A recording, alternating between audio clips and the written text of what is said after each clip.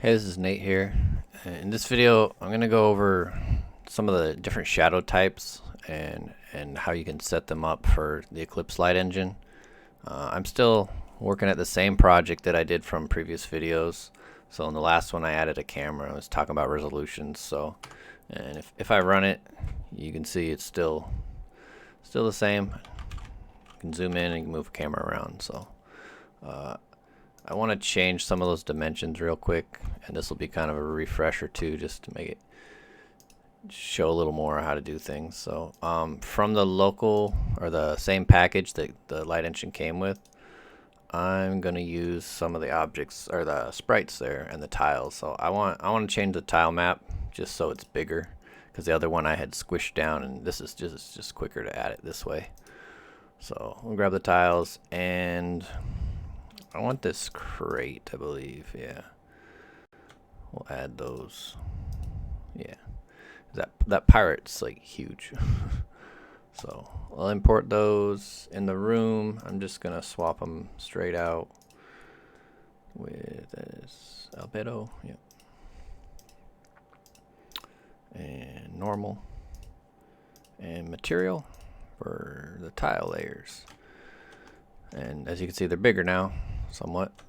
So I will just draw them out. That should do it. And the normal doesn't have to be fancy, just want more of the scene to catch the shadows. If I don't put this, then the background is set up right now, so it's not going to catch shadow. Okay, so now the materials and the normals are set up again. Then the lava's fine. In fact, I'm going to unscale it. Just put it back to its normal size. And this pirate, well, I still think it's probably gonna be massive. Yeah, it's still pretty big. But I'll just leave it in the bottom here. It's not bad to have it. And then I was gonna make another scene object for I'm gonna make that crate. Let's see. Or no, I want a shadow. Shadow. Where are my shadows? Oh, I'm on sprite. I want parent. There we go. Shadow. And it's also going to just be a square for now. And I'll give it that crate. I'm going to assign the normal map. Yes, it has a material map, and should show crate. Yep, the material and the normal. There we go. And it's going to be a shadow caster, so it should be good to go. There we go. See, it's a lot smaller than the pirate, so we can. And the reason I want to start just with this one is because I'm going to show you nine slices work just fine. Which is great. So if you tell the normal and the material and the albedo to have a 9 slice, it'll work. You can it'll basically be a repeat texture. It works pretty good. I might have to fiddle with it, but I'll see how it goes. So that should work. There we go. There we go. We have a lot better looking room now, I'd say, instead of the giant pirate. And these are now better resolution. So cool. So now the room's set up better. Let me see if on those I imported them, so maybe it kept it. Yeah, it did. Cool. So it kept the 9 slice, and as you can see, you just set it up so it's a full image if you want it to tile. It depends entirely on how your thing is set up, but if you copy how the 9 slice is set up between the normal and the material, it'll be the same and it'll work just fine. Which means I can take this and I can do this, and look, it'll even do partial, which is, I'll leave a partial one just to illustrate. And if I run it, you can see you can have a repeat texture works great, which is really neat. The 9 slices were always a good addition. That was a great update from Yo-Yo Games there. So, and all it's really doing is messing with the UVs, and it's you know, repeat textures are already a thing, so it's great they added that by default. So the next big part I'm going to cover is how polygon shadows are defined within the Eclipse. And what I did is I took just the paths that are already built into GameMaker and translate those into vertices for either a textured polygon with a shadow or just the shadow itself. So in an example, I've already shown the star, but I'll put it in here, and you can actually reshape it, rotate it, whatever.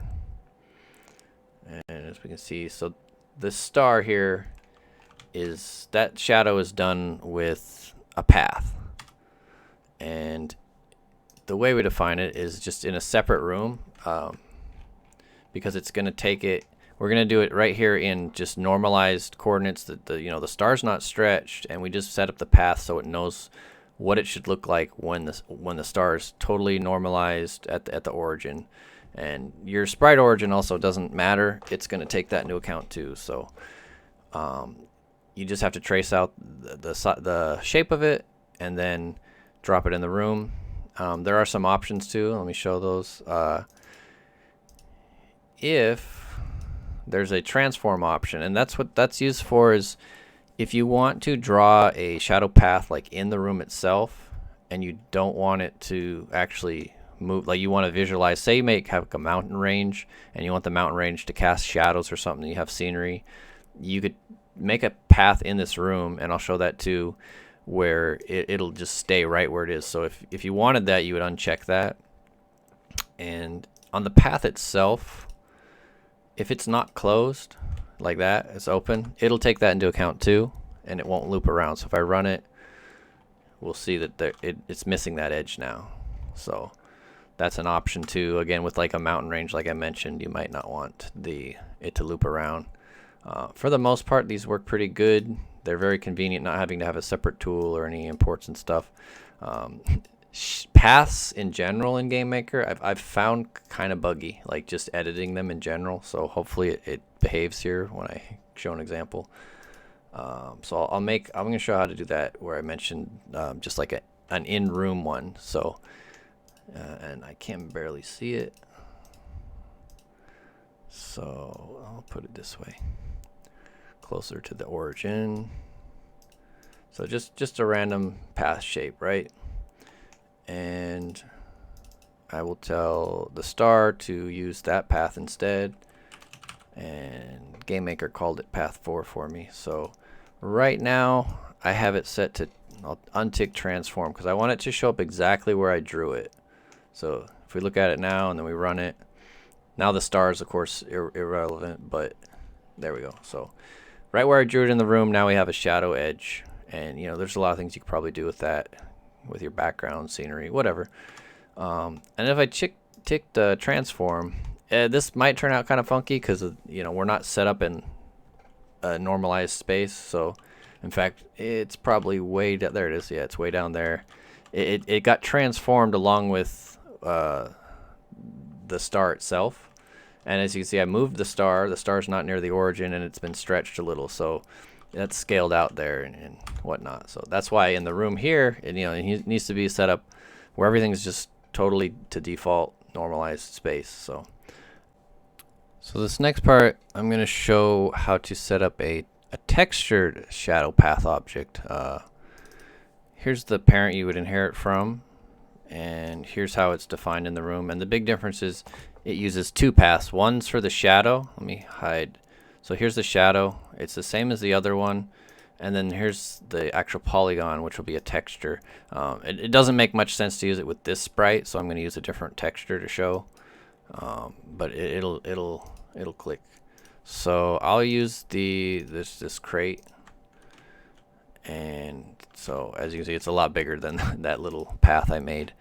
And then we'll make the object and call it scene crate textured, and it needs to inherit from that shadow. We'll do static, and the sprites. We'll grab the albedo, and it has a map. Probably could have just copied that other one too, but we've gone too far. There we go. So now it's set up. It will work. It's going to just be that tiny little polygon. So I'll place it. Here's good. Well, there. So if I run that, I should see a tiny little one here. Yep. That's that little shape, but we want a bigger one, so I will edit that. So in here, I'll just let it generate paths. We don't need to name them. Normally you would name them something good. So I'll just say create new. It created path 4. So I'm not going to make a specific shape, just some random, make it stretched out kind of shape. And one thing when you're editing paths, they feel so buggy sometimes. I've placed 1, 2, 3, 4 vertices, and what's weird that'll happen is that the last one, when you save it, see how they moved? It's super weird. So what I found though, if you add another vertex, every time you add one, I believe it saves it. Then, oops. Select that vertex and delete it, and then see I hit save and it stayed. So it's weird that you hit save on the project and it doesn't save you, but if you draw a vertex, it'll save your path and then delete that last one. I would call it a bug. I don't know. I didn't design the engine, but I definitely would say that's a bug. So, but it'll save you a lot of trouble when you're trying to draw these shadow paths and polygons, and all of a sudden your thing doesn't line up with what you did, and then all of a sudden they move when you reload it or something. So, just really important to know, I think. So, GameMaker called it path 4, so that's fine. And before I update the polygon, I'll just want to show the shape I drew, and hopefully it saved. Yeah, okay, it looks correct. And as you can see, the polygon's not updated yet. So now I will draw the polygon. And it's good to keep the shadow. I do the shadow first, and then I make the polygon, because it needs to be actually triangulated on top of it. Draw it on top so it's easy to see. So I'll do the same. I'll just let it generate one. And if we zoom in, it's easy to just, you draw them in groups of 3. So there's 1, 2, and 3. So there's a triangle. And remember what I said, if I save it now, it might move one or be funky. So I'm just going to add a vertex, and I'm going to delete that vertex. And when I hit save, looks good. and I didn't finish it on purpose. I just want to show exactly what it means, like when you're saying you're texturing a polygon. So we have just one triangle. We don't have the whole shape. I'll run that, and it should just be a triangle. Yep. And we're still missing the other part. So, and this is just to show like how you need to break an object up into triangles and whatnot. So we'll draw another vertex here. The vertexes can overlap. That's totally fine. And the lines can cross. The lines don't actually matter. The lines are, it just goes in groups of 3. So when you place 1, 2, 3 vertex, that's a triangle. So 1, and it's easier to place it off and then drag it on. Because if you try to click it directly on there, you're just going to select the vertex, and that's not very useful. So it's easier to just start off and drag it on. So, and remember to avoid it saving incorrect, do that. And one other thing I didn't do is make this closed. There we go. The shadow. You don't have to make this is the polygon. You don't have to make it closed. It's just going to go vertex 1, 2, 3, vertex 1, 2, 3, whatever order I did them in. So now when I run it, we should have a textured shape. Cool. And closed shadow. And so everything here is created in local, normalized space. Nothing's stretched, nothing's moved. And now in here, if I want to, like, of course the 9 slice is still there, but that That doesn't actually matter. Now it's not gonna it's not gonna use 9 slice for the text string. The text string's gonna go solely off this, and it's gonna translate, rotate, and scale it. So normally you wouldn't use a 9 slice for this. And as you can see there, it stretched it and moved it, and it's off there. If we look, imagine that rotated and stretched off to there. So you don't get the visual of the polygon here. If you wanted, though, you could draw it in the room to see what you're doing, and that'd be fine. But again, I'm rotating and stretching it and stuff. So that's how you do it. You create the polygons here, assign them to the actual object in these two bottom options, path, and then, you know, we wouldn't name it path 4 and 5. That's pretty terrible, but give it a good name so it stay organized. So, and that's how you do it.